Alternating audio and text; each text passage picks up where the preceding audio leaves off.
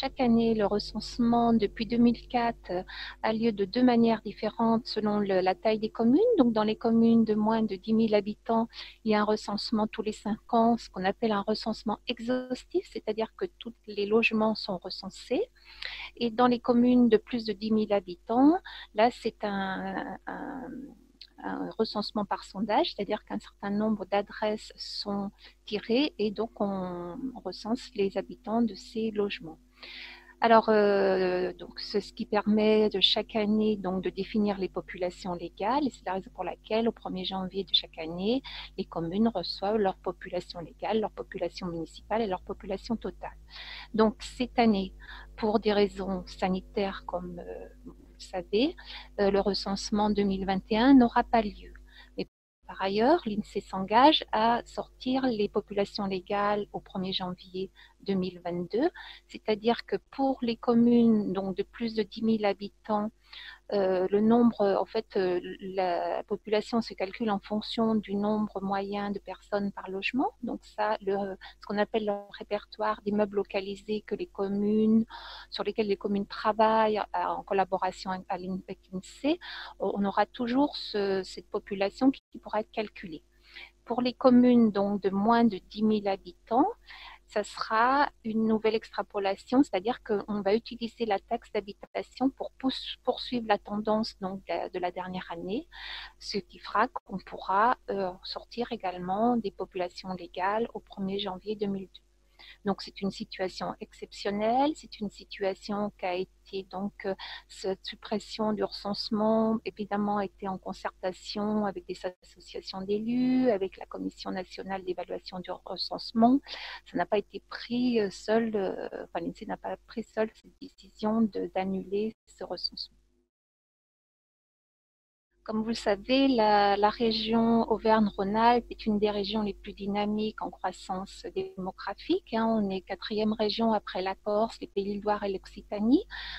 C'est une région qui se démarque par le fait que notre sol naturel, donc l'excédent des naissances sur les décès et le sol migratoire, donc les départs sur les arrivées, est à peu près équivalent.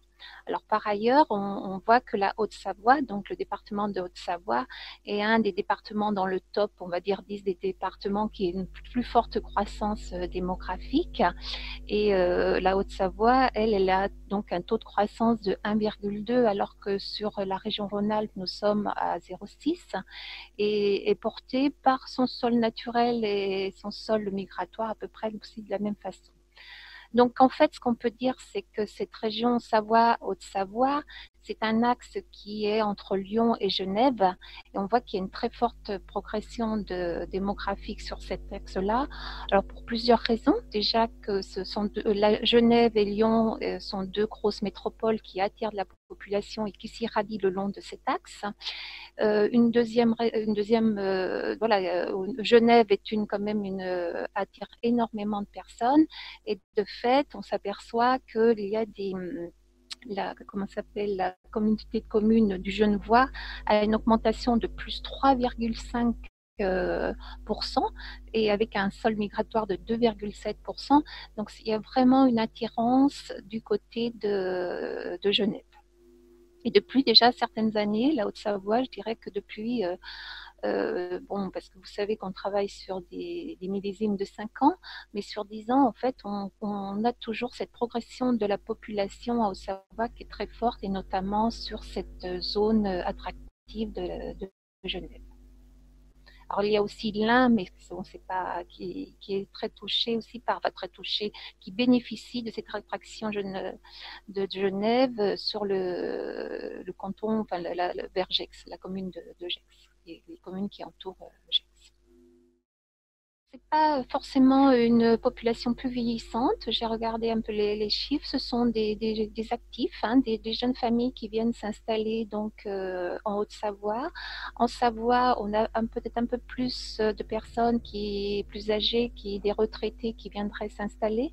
Mais bon, c'est assez équilibré dans le profil des habitants.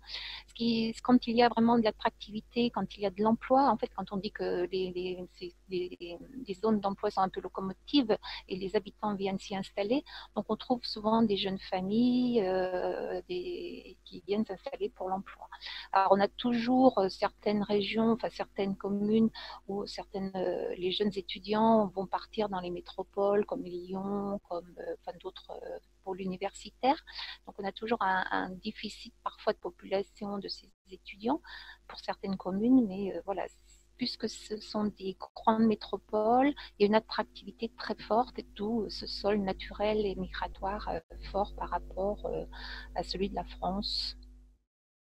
À Saint-Julien, en Genevois, vous avez une augmentation de 4,3%. 5 ans avant, c'était 3,6%. Donc, on sent que c'est toujours dans la même dynamique. Vous avez aussi Poisy, Viry, Douvaine. Ce sont vraiment des communes qui augmentent très fortement. Et puis, aujourd'hui, en Savoie, si on revient sur la Savoie, vous avez le Bourget du Lac qui attire pas mal. En fait, c'est toutes ces communautés de communes entre lacs là, qui se situent entre Chambéry et puis Aix-les-Bains. Donc, bénéficient vraiment de la dynamique genevoise puisqu'ils sont sur cet axe de circulation. Oui, je voulais ajouter qu'aussi que les voies de circulation ou les moyens de transport, de communication sont aussi un outil pour favoriser la croissance démographique.